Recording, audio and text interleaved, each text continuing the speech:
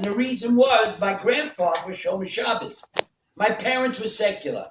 But my mother loved my father so much that when her father called us and sent Laibush to the shul with me, of course, she wanted to please her father. So, of course, I made Shabbos every Shabbos for my grandfather. And I was there on the holidays with him. And like I said a moment ago, I was pretty frum. And by the way, my grandfather's rabbi was Jacob Hecht. And Rabbi Jacob Hecht was very close with the Rebbe. Anyway, what happened was when I was 17, my grandfather passed away.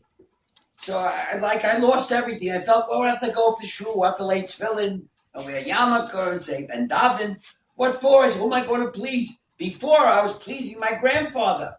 I didn't think about pleasing myself. I was making my grandfather happy, and I loved making my grandfather happy. When we came back from shul, I always remember my grandmother always had a beautiful kosher meal waiting. You know, the chicken soup and the roast chicken, the potatoes, and the chopped liver. It was a meal you could just imagine how delicious it was. But once my grandfather passed away, I said, I don't have to go no more. What for? To please whom? So after about close to 40 years later, I moved here to Miami, which I'm living here now 10 years. And I knew in my heart, I said, I got to go back. My neshama was pushing me. I don't know why, but you got to go back and make Shabbos again. This is close to 40 years later. So I started going around trying to find a shul. Now, I had Jewish friends here in Miami, but none of them were from. They were all secular. They don't know nothing from going to a shul. So anyway, on my own, I would seek out a couple of shuls, and I didn't feel comfortable. Till finally one Sunday morning, about 9 years ago, I was playing tennis, and it started to pour. So instead of going home, I said, I'm going to try the shul on Hallandale Beach Boulevard. I'll check it out. If I like it, that's the shul I'm going to make Shabbos on, Welcome Shabbos. So I walked in the shul. I didn't know where to go. I'm standing by the door, and the Rabbi Schwartz, I didn't know his name at the time. I knew he's a rabbi. He's looking at me. He said, what are you standing by the door? Come on in. I says, Rabbi, I didn't know where to go. He's, come on in. He's, what's your name? I says, Laibush Mordecai. He's on Rabbi Schwartz. Okay. We just finished davening, he said. We're going to sit down and have a bagel and coffee. Why don't you join us? He said, I'd love to. So I'm sitting next to the Rabbi Schwartz, and he starts questioning me.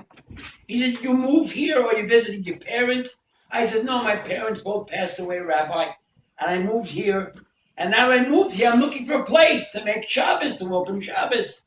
He said, I hope you welcome Shabbos with us.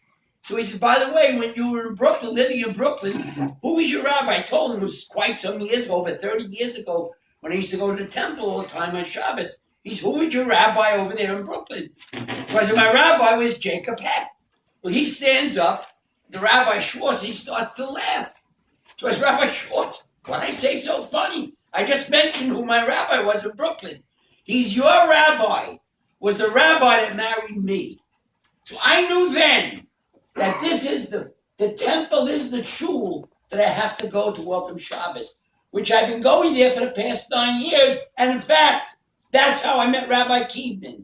Because Rabbi Kiedman, as he could tell you, he was a teacher there with the girls' high school. So like one connection connected with the other. It was all bashet. It was all meant to be. And with that, I want to say, now that I've returned, and I'm pretty from, I wouldn't say 100%, I still have a way to go. I say, now, Father, Hashem, hear our prayers, Father. End the gullus and bring the Mashiach today. Amen. Amen.